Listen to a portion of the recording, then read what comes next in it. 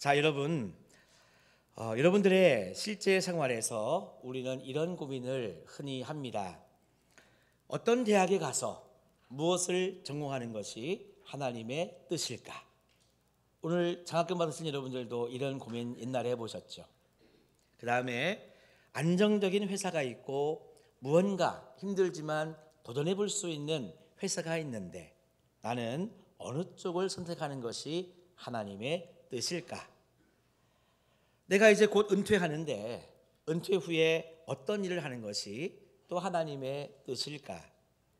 내가 곧 결혼을 해야 되겠는데 어떤 배우자를 만나는 것이 하나님의 뜻일까? 이 이외에도 다양한 선택의 상황들은 우리들의 삶 속에 존재합니다. 여러분들은 이와 같은 선택의 기로에 놓여 있을 때 하나님의 뜻을 어떻게 찾아내십니까? 일단 먼저 하나님의 뜻과 관련해서 아주 중요한 오해를 먼저 풀어야 되겠습니다. 그 오해가 뭐냐 하면 하나님께서 우리들에게 당신의 뜻을 숨겨 놓으셨다라고 하는 오해입니다. 이건 오해라고 했으니 저 말이 맞는 말이에요? 틀린 말이에요? 틀린 말이라고 하는 거죠. 하나님께서 우리들에게 당신의 뜻을 숨겨 놓으셨다. 이것은 틀린 말이라고 하는 것입니다. 하나님은요, 자신의 뜻을 우리들에게 숨기지 아니하십니다. 사실상 거의 대부분 다 우리들에게 드러내 놓으셨습니다. 가장 대표적으로 하나님의 뜻을 알 수 있는 것은 바로 이 하나님 말씀 성경인 것이죠. 여러분들이 매일 석장, 주일날 5장을 기준으로 말씀을 읽는다면 우리가 1년에 일독을 할 수 있는데요. 이렇게 하나님의 말씀을 우리가 가까이 한다면 가장 먼저 하나님의 뜻을 우리는 알 수 있습니다. 여러분들 기도하시죠? 기도는 하나님과의 대화입니다. 그래서 내가 하나님께 무언가를 아뢰는 것뿐만이 아니라 주님 나에게 말씀해 주십시오. 제가 듣겠나이다 하면서 하나님과의 대화를 하는 기도의 시간을 통해서 우리는 하나님의 뜻을 알 수 있습니다. 참 좋은 채널을 하나님께서 만들어 주신 거죠. 또 이와 같이 하나님을 예배함에 있어 주의 종이 하나님의 말씀을 전할 때에 우리는 하나님의 뜻을 알 수 있습니다. 성경 말씀이 쉬운 것 같아도 때로는 이해가 안 되고 어려운 부분이 있기 때문에 그런 부분들을 주의 종이 또한 기도하고 연구하고 또 준비하면서 여러분들에게 해석하여 말씀을 전할 때 하나님의 뜻을 알 수 있는 거죠. 이것 이외에도 우리는 다른 사람들과의 만남을 통해서 누군가의 이야기를 들을 때 그렇구나. 하나님이 창조하신 이 세상 만물을 바라보면서도 때로는 그렇구나 하면서 우리는 하나님의 뜻을 알 수 있습니다. 자, 문제는 뭐냐 하면 하나님은 이렇게 하나님의 뜻을 우리에게 숨기지 않으셨어요. 근데 문제는 우리가 왜 하나님의 뜻을 알지 못할까? 여기에 문제가 있는 것입니다. 왜 우리는 하나님의 뜻을 알지 못하는 걸까요? 이게 오늘 여러분들과 나누고 싶은 핵심 질문입니다. 감사하게도 오늘 말씀 속에서 그 답을 발견하게 되었습니다. 한번 말씀을 보기를 원합니다. 자, 오늘 본문은요, 예수님께서 이 수전절에 예루살렘 성 안에 있는 솔로몬 행각을 거니실 때에 일어났던 일을 기록하고 있습니다. 여러분, 솔로몬 행각은요, 우리가 생각하는 것보다 훨씬 큽니다. 한번 볼까요? 자, 여러분, 저게 솔로몬 행각입니다. 1번 크다, 2번 모르겠다. 몇 번? 1번이죠. 다 큽니다. 이렇게 큰 솔로몬 행각을 예수님께서 거니시는데 유대인들이 예수님께 나와서 예수님을 애워쌌다고 그렇게 성경에서는 말하고 있습니다. 여기에서 예수님을 애워싼 유대인들의 행동은요, 예수님께 뭔가 좋은 마음이 있어서 예의를 갖추어 가지고 아이고 예수님 나온 게 아니었습니다. 마치 경호원들 보디가드가 VIP를 막 지키기 위해서 그런 마음으로 이렇게 애워싼 것도 아니었습니다. 지금 예수님을 애워싸고 있는 이 유대인들은요, 이 마치 경찰이 범죄자를 만났을 때 잡으려고 이렇게 애워싸듯이, 군인들이 적군을 만났을 때 그 적군을 생포하려고 애워싸듯이, 그런 여러분 안 좋은 마음을 가지고 위협적으로 예수님을 애워쌌다는 의미를 담고 있습니다. 자, 이 상황 속에 유대인들은 24절을 통해서 예수님께 이렇게 이야기하고 있습니다. 저는 말씀을 직역을 해보았습니다. 그들의 말이 이런 말이에요. 언제까지 우리 목숨을 불안하게 하시렵니까? 만일 당신이 그리스도라면 우리에게 좀 분명하게 말씀해 주십시오. 말씀하시오 라고 하는 이야기입니다. 지금 유대인들은요, 예수님에 대한 확신이 없었습니다. 이 유대인들은 그동안 예수님의 수많은 말씀을 들었죠. 기적을 베푸는 모습도 많이 보았습니다. 그런데 예수님이 기적을 베푸는 걸 보면 메시아 같긴 한데, 예수님이 말씀하시는 걸 들으면 도무지 이 메시아가 아닌 것 같이 생각이 드는 겁니다. 그래서 예수님께 지금 최종적으로 내일 모레 이렇게 탄핵 심판 최종 변론이 있다고 하는데, 마치 최종적으로 예수님한테 유대인들이 물어보는 그런 질문인 겁니다. 예수님, 정말 당신의 정체가 뭡니까? 정말 당신이 메시아라면 우리들한테 좀 메시아라고 얘기해 주세요. 제발 우리 좀 헷갈리게 하지 마시고 제발 좀 당신의 정체를 밝혀주시오 라고 하는 위협적인 질문인 것입니다.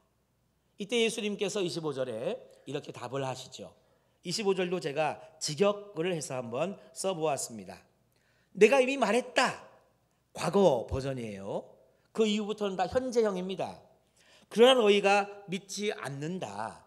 내가 내 아버지 이름으로 하고 있는 일들, 바로 이 일들이 나에 관하여 증언하고 있다. 그런데도 너희는 믿지 않는다. 이미 나는 너희들에게 과거에 다 말했는데 지금 너희들이 지금 믿지 않는 거 아니냐라고 말씀하시는 거죠. 자, 예수님 말씀을 듣고 보니까 그렇네요. 우리가 요한복음 10장에 올 때까지, 요한복음 1장 1절부터 10장에 이르는 동안 예수님은 계속해서 말씀하셨습니다. 뭐라고 했느냐? 나는 세상의 빛이다. 나는 생명의 떡이다. 나는 양을 위하여 목숨까지도 내어놓는 선한 목자다. 내가 바로 하나님의 아들이다.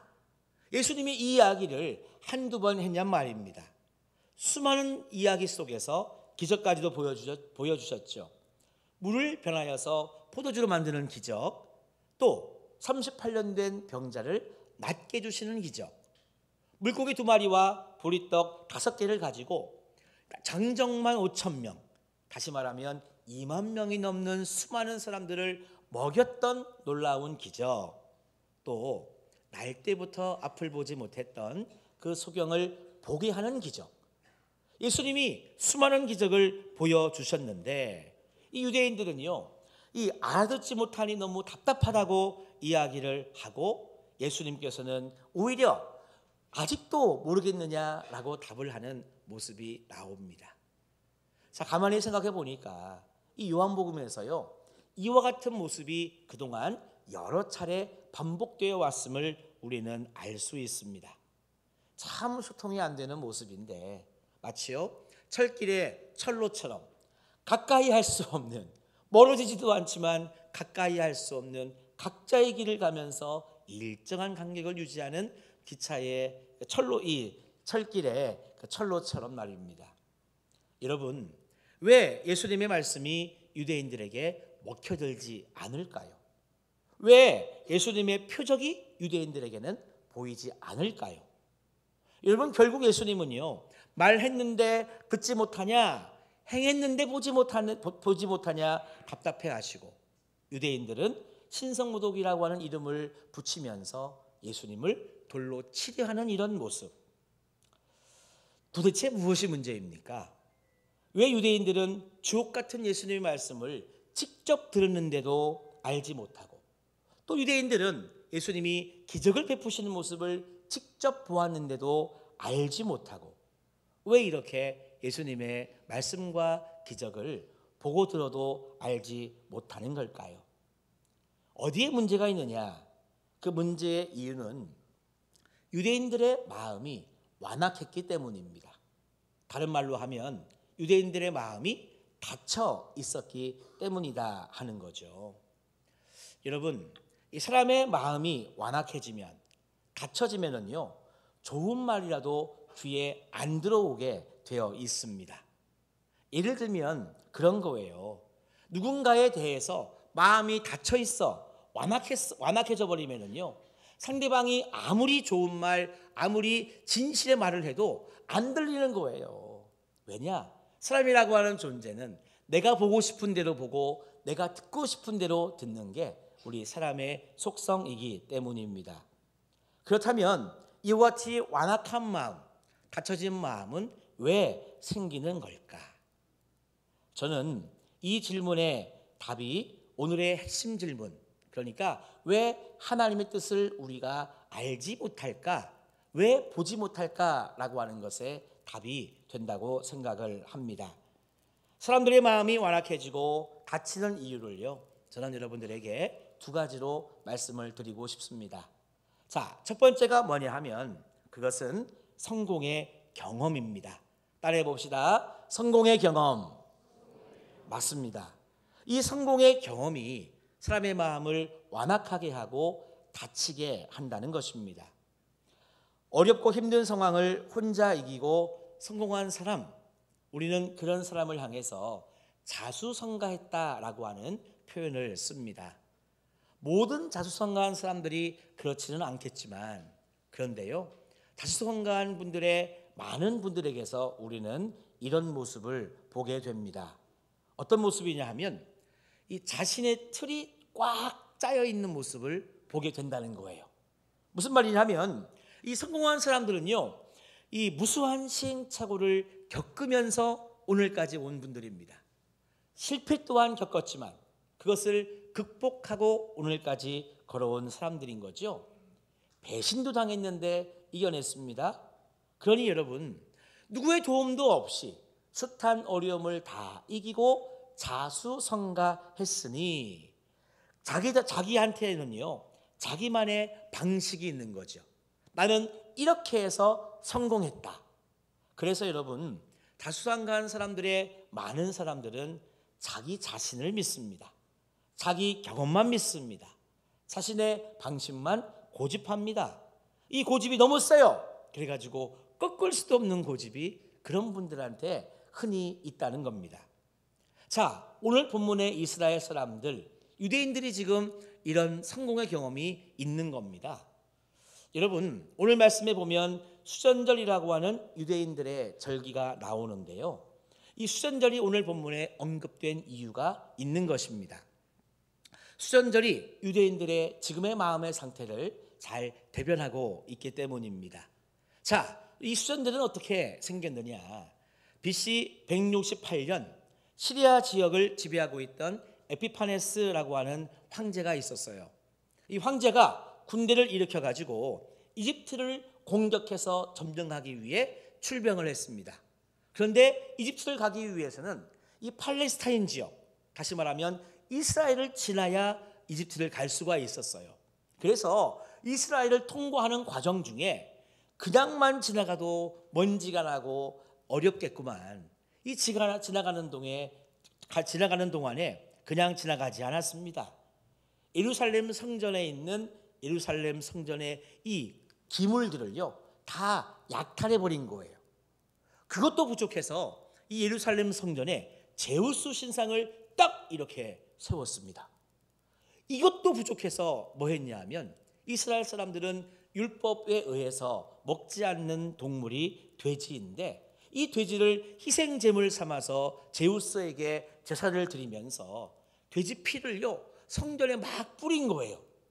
그러니까 여러분, 이 유대인들의 마음속에는 얼마나 분통이 치밀어 올랐겠습니까?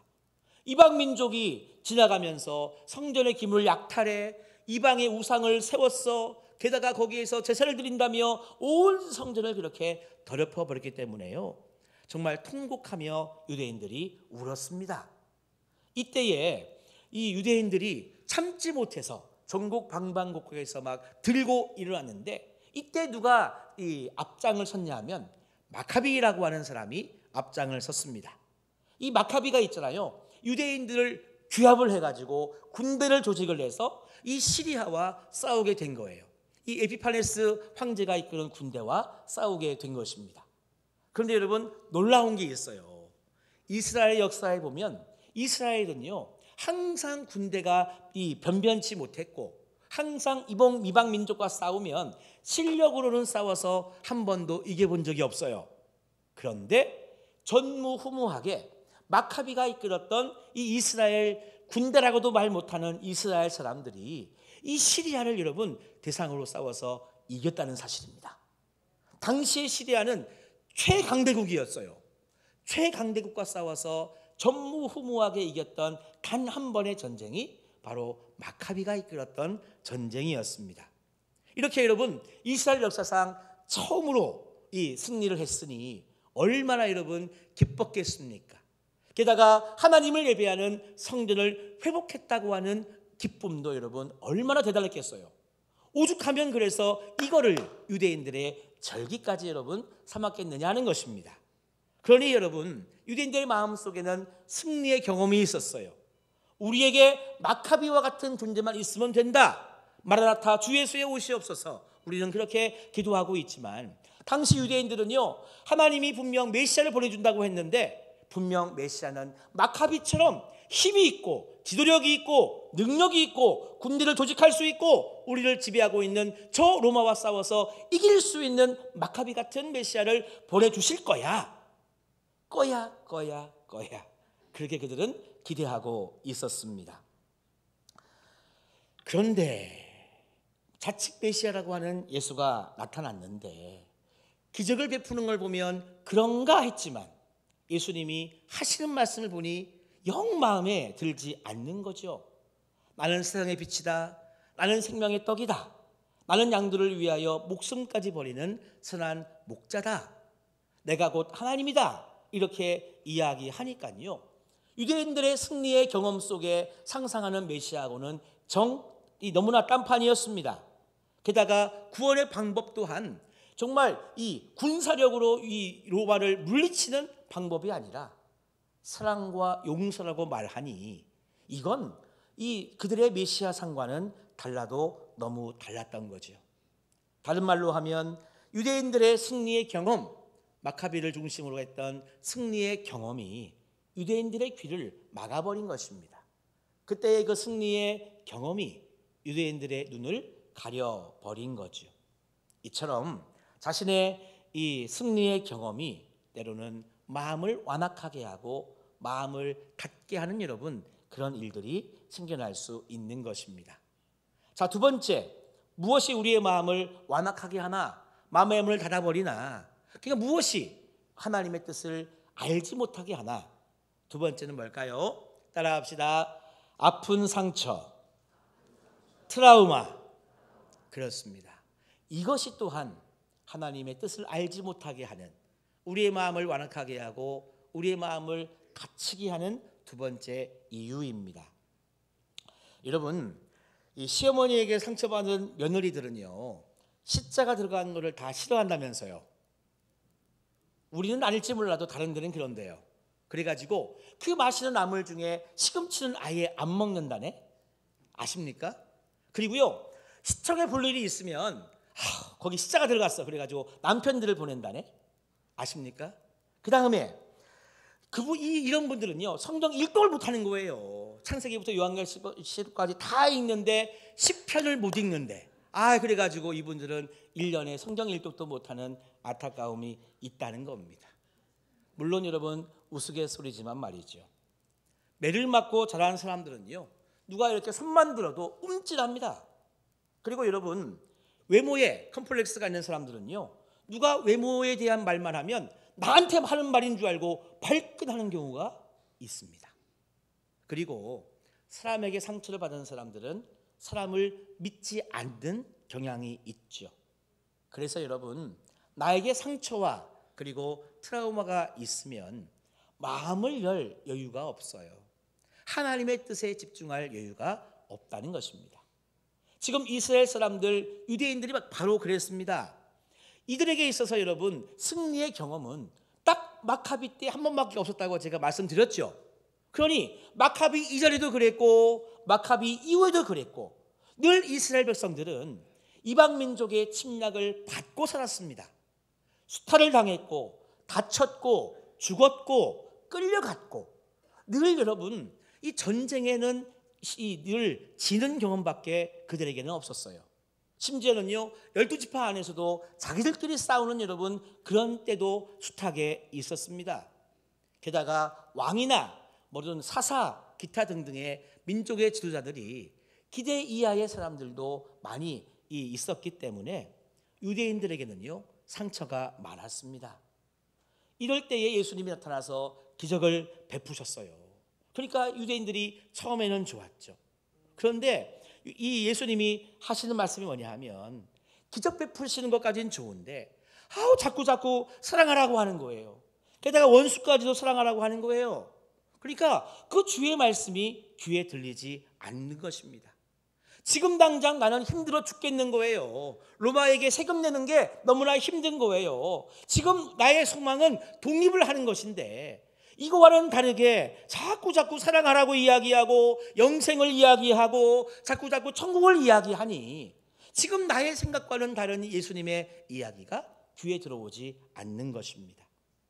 우리 사랑하는 성도 여러분, 사람의 마음이 닫혀지는 이유, 마음이 완악해지는 이유, 하나님의 뜻을 알지 못하게 되는 이유 중에 두 번째는 마음에 상처가 있을 때, 트라우마가 있을 때 여러분, 우리는 하나님의 뜻을 알기에 참 어려운 상황이 되고 마는 것입니다. 그래서 여러분, 우리는 오늘 이 시간 역으로 한번 생각해 보았으면 좋겠습니다. 그렇구나, 사람의 마음이 완악해지고 마음의 문이 닫혀버리는 것, 하나님의 뜻을 정말 제대로 보지 못하는 이유가 성공의 경험이라면, 주님, 정말 내가 너무나 잊고 싶지 않은, 영원히 기억하고 싶은 이 성공의 경험도 주님 앞에 기꺼이 내려놓겠습니다. 여러분, 마음이 완악해지고 마음의 문이 닫혀버리고 하나님의 뜻을 보지 못하게 하는 두 번째 이유가 마음의 상처, 트라우마라면, 주님, 정말 주님께서 치료하시고 회복시켜 주실 줄로 믿고 주님 앞에 내 마음의 상처도 트라우마도 내려놓겠습니다. 주님, 나의 성공의 경험도 나의 상처의 경험도 주님께서 다 받아주셔서 정말 나는 하나님의 말씀을 읽을 때마다, 하나님께 기도할 때마다, 또한 예배 시간 주의 종을 통해서 말씀을 들을 때마다, 누군가와 신앙의 교제를 나눌 때마다, 하나님이 창조하신 이 세상 만물을 바라볼 때마다 하나님의 뜻을 알게 도와주십시오. 깨닫게 도와주십시오. 여러분, 오늘 이렇게 나아간다면 하나님께서는 오늘도 우리들에게 당신의 뜻을 숨겨놓지 않으셨기에 보게 하시고 듣게 하시고 깨닫게 하시는 역사가 우리의 삶에 충만할 줄로 믿습니다. 여러분, 내려놓으십시다. 그래서 하나님의 뜻을 알게 되는 놀라운 역사가 우리 사랑하는 흥해제일교회 모든 성도님들, 그리고 오늘 함께 참석하신 우리 모든 장학생 여러분들에게 지금부터 영원까지 함께 하시기를 주님의 이름으로 축원합니다.